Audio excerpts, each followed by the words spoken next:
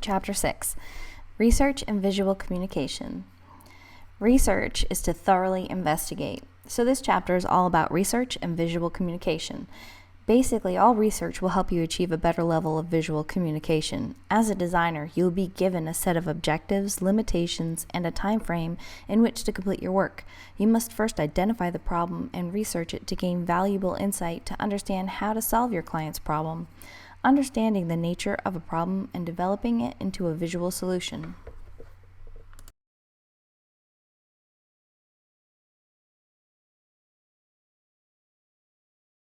Communication, well, let's face it, design is all about communication. Whether an idea, thought, or action, all design is telling or communicating something of importance.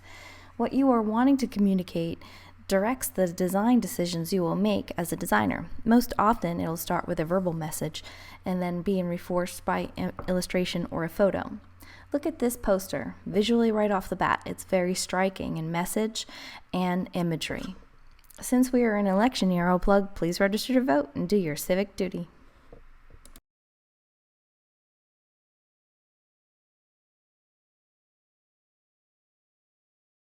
Psychological foundations.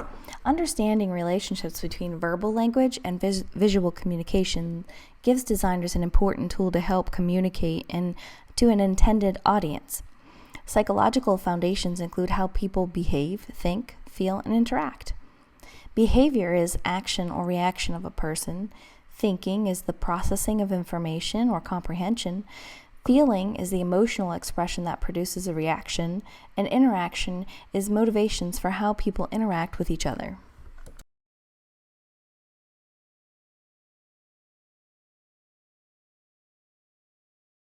So let's talk about behavior first. Behavior refers to the action or reaction of a person, usually in response to environmental factors. Behaviors can be unconscious or conscious, involuntary or intentional. Look at this poster design. It's a satirical commentary promoting an anti-war message. The viewer is invited to explore the obvious contrast between constructive and deconstructive behavior. Knowing how a group will behave provides critical information when trying to market ideas or concepts to that group.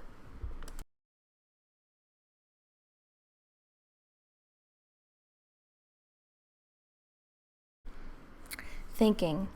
Thinking is another word for cognition or the process of understanding, comprehension. Communication design can involve verbal meaning with illustrations or photos. This is a very visual representation of how our laws are made in the process.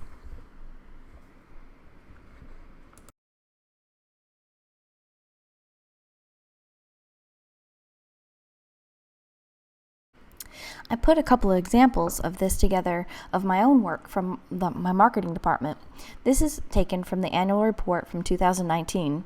You will see how I use the use of icons to further enhance the information trying to be relayed.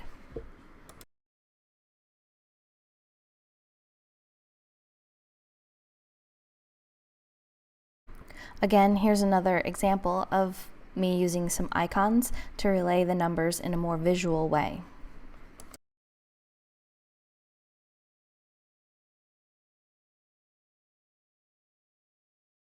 Feeling is an emotional expression that produces a psychological change.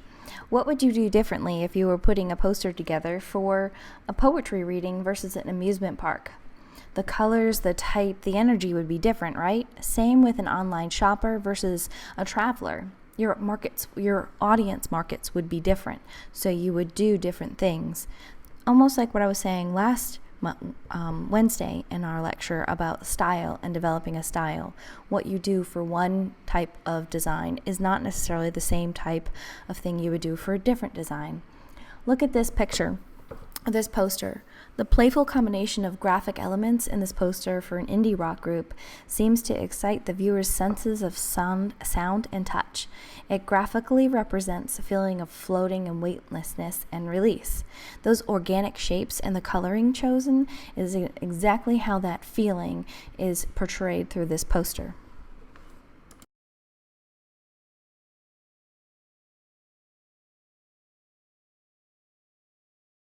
Ask yourself, what feelings do these two posters convey to you? Is it strength and the other one wealth? What does it say to you? Think about it.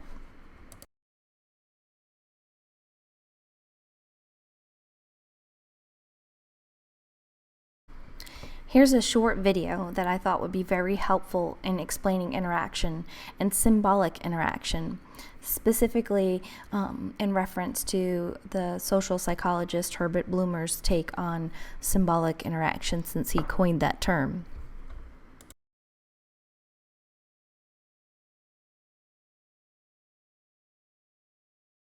Symbolic interactionism takes a small-scale view of society. It focuses on the small-scale perspective of the interactions between individuals, like when you hang out with a friend, instead of looking at large-scale structures like education or law. By looking at the small scale, symbolic interactionism explains the individual in a society and their interactions with others, and through that, it can explain social order and change. The theory was compiled from the teachings of George Herbert Mead in the early 20th century.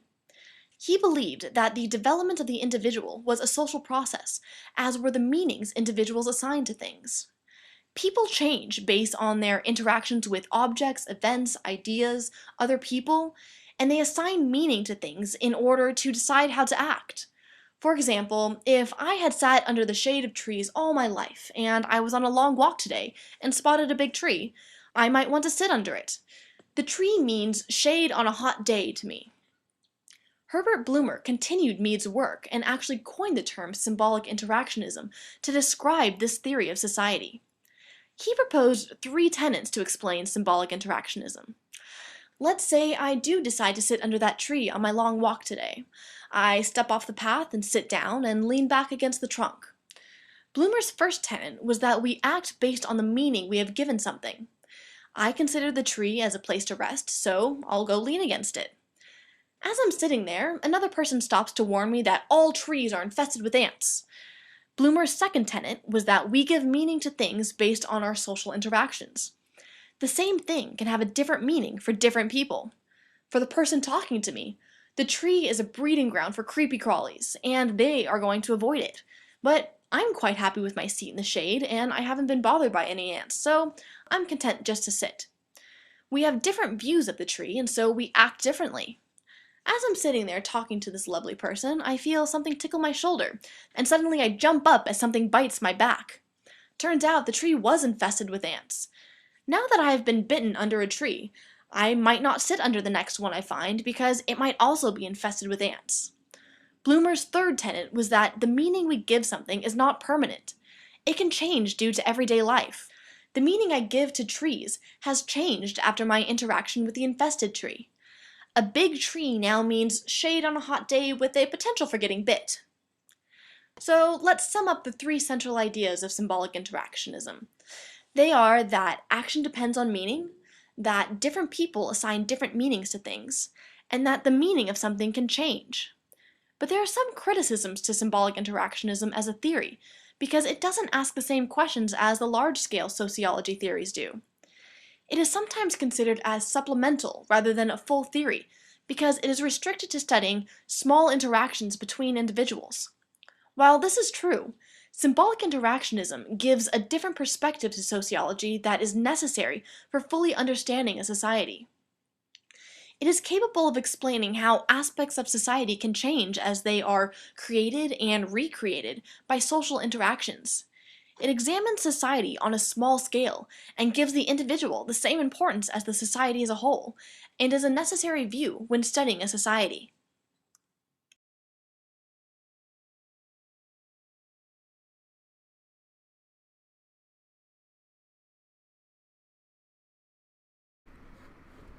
What does this mean? Simply that in order to effectively communicate visually, you must have an idea of how the viewer will interpret your design solution. Make sense?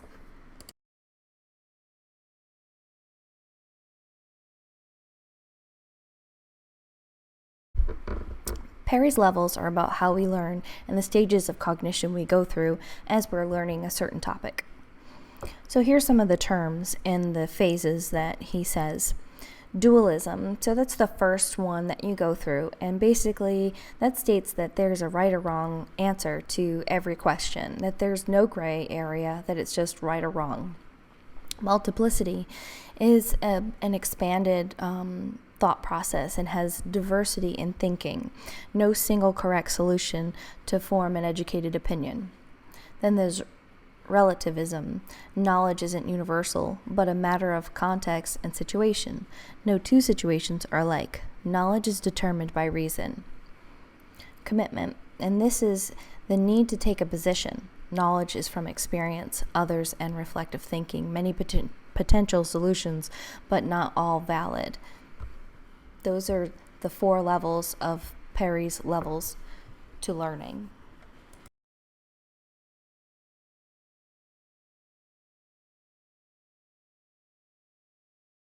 So here are the 4 branches of communication design: persuasive, information, directional, and enhancive. So persuasive is talking about do this, buy this, support this. It's an advertising promotional design. Information is educating the audience with different various types of things, textbooks, websites, just like I showed you my infographics. Those are all information type designs. Then directional, which helps people find their way, like theme park signage or any kind of signage. And then there's enhancive, which embellishes the look of a design, colors, coordinating signs in grocery stores, things that give the overall feeling of continuity.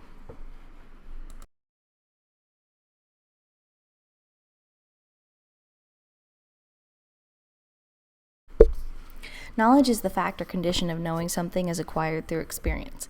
Personal knowledge is from many sources and personal experiences. So for most design content that is unfamiliar to you, you're going to have to come up with some sort of research skill set so that you can first understand your client and then solve the problem.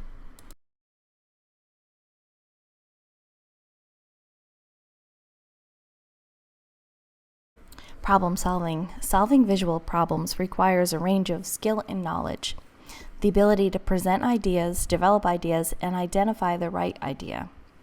Wolfgang Kohler studied apes, and he hung a bunch of bananas outside the ape's reach. Kohler watched the stages the ape went through to get the bananas. After each try, he didn't give up and eventually assembled several poles together to get the bananas, therefore solving the ape's problem. There are many ways to get to one final solution.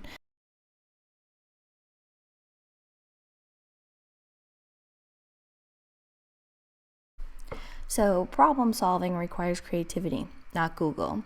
And to some extent, yes, that is true, but I often think that you do start with Google in the research phase of things and using Google as a vehicle to further your understanding of your client's needs.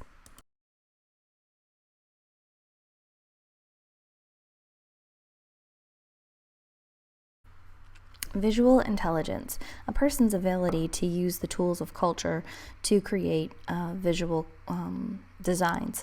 No single standard is for intelligence. For me, it's the use of a computer to visually communicate. So visually oriented is more learning through observation and perception than knowledge found in books. I would definitely say that a graphic design is really learned by what you see and being influenced by your culture, along with the use of technology to further your message.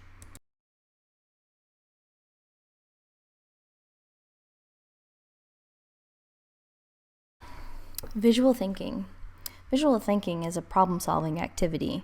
Visual thinking is dependent on the relationships between the mental and physical manipulation of an idea. A visual concept, you first have an idea and then need to work through the creative process to get to the final solution. Sketching, list making are so important in the beginning part of finding your creative solution.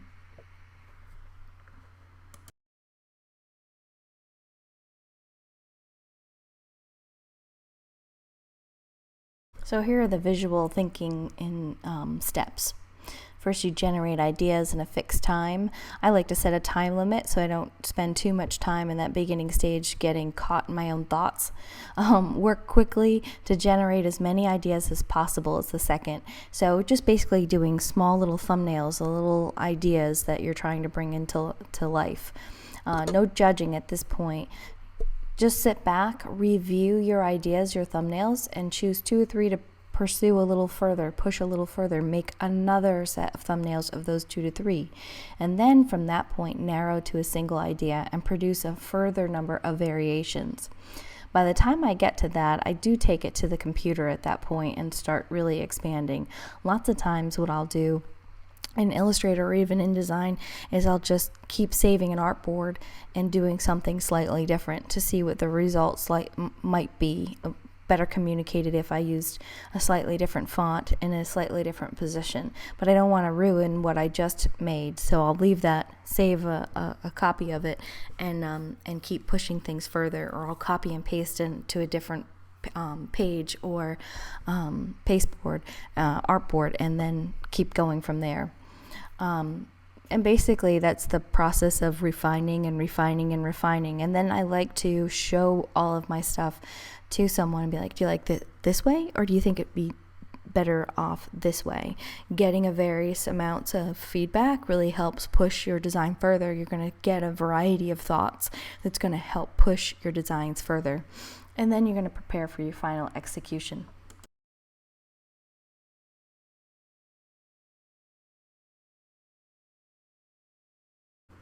So let's look at this example.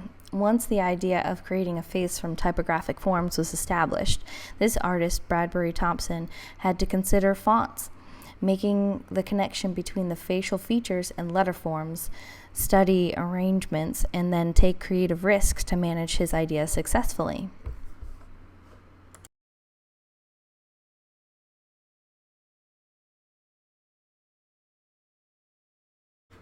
Here's another example.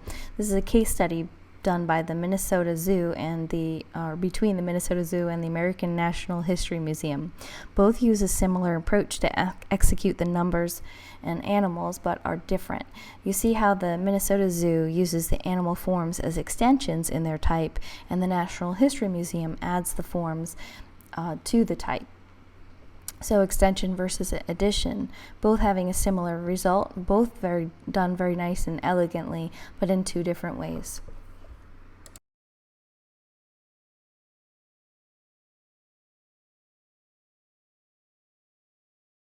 So let's talk about the creative process and the steps of the creative process. So first, you want to identify the nature and scope of your problem or design that you're needing to create. Then research all aspects of it. Currently, Visit Myrtle Beach is researching a new brand idea. And part of that is not only just researching what's in the marketplace, but it's going and interviewing different people, both residents, visitors, and business owners, to get a really great perspective of what Visit Myrtle Beach is as a whole. Research starts in so many levels of communication. So we're talking about interviews, we're talking about looking around and seeing the sights and sounds. So the research phase can take up a large part of it, depending upon how you're building, what you're building, and what you need to do. You need to make sure you manage the scope of how much research you have time for with your overall project. Then separate the big problems into smaller tasks. Are you creating a logo? What should the logo say? Should it just be images? Should it just be initials? What are you trying to incorporate into whatever project you have? So separating all of the projects into smaller tasks will help. Then develop and test potential ideas. So this is where you're sketching and you're coming up with ideas on what you want your final solution to be. But there's also going to be many points that you develop as you go through. Finding the best solution for those and expanding on that is this particular process. And then allow for a gestation period. Now for me, I like to do all my research, especially if it's a smaller project. I will do all my research and then I'll go to sleep. it'll be before bed, and I'll go to sleep. And then when I wake up in the morning, all of a sudden I have all these new ideas. I don't know what happens in that nighttime brain process for me, but there is definitely a gestation period where my brain is thinking subconsciously about what my problem is and what I need to do to make that final solution. Then commit to one idea and execute it, and then evaluate the results.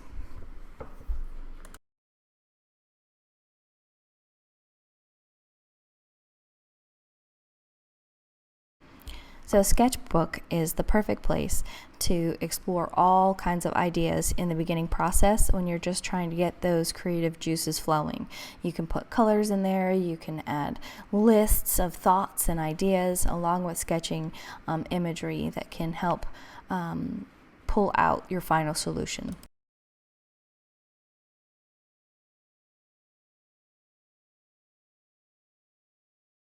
So some of this we're going to go over in further detail in other chapters, but I just wanted to briefly go over your research project guide, which would include a title, objectives, your audience, environment, the media, strategy, rationale, and budget. These are all the overarching bigger things that you're going to be thinking of when it comes to design, because oftentimes design isn't just one thing, it's multiple things. It could be a social media campaign that's going to hit Instagram and Facebook and Twitter, and then you're going to want to boost those things socially as well. So you're going to need a budget, you're going to want to have a rationale and a strategy, overall strategy to your whole marketing. So sometimes creative things or creative pieces can be much bigger than just themselves in building that one solution, but it has a whole big plan around it. This is talking about that kind of plan, your title, objectives, audiences, all of that stuff has to be taken into consideration when you're coming up with your overall design.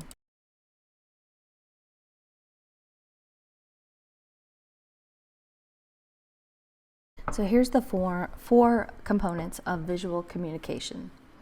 These are purpose, message, audience, and image. Now sometimes clients will already have these in their expectations for you: the purpose, the message, the audience, and image. Like Visit Myrtle Beach has an established audience, image, messaging, and purpose for each of its different components that we advertise for. And some of these you'll actually have to come up with yourself for the client. So I always like to start with my client and ask them, what is the purpose? What is your message? What is the audience? And what images should I be using? Like, do they have an established logo or want to include social icons? Some of these things are already going to be established for you, and some of these won't be, and you will have to go about figuring out what those are. And lastly, I thought I would add this, but I always like to ask, what are the specs? What are their expectations for this piece of creative? Is it for social promotion? Is it a print ad? Is it web banner ads? Because there are limitations for each. For instance, a 728 by 90 web banner ad is not going to have the same space and be able to have the same communication message as an 8.5 by 11 magazine print ad would. And the same thing goes for social. A lot of social promotion is not going to have a lot of space to have a huge amount of copy or content. And there are requirements for each of the social platforms of what's allowed visually and what isn't. So knowing all of those things will help you further along get to the solution that you need for your client. I hope this chapter was very informative for you, and let me know if you have any questions. Thanks.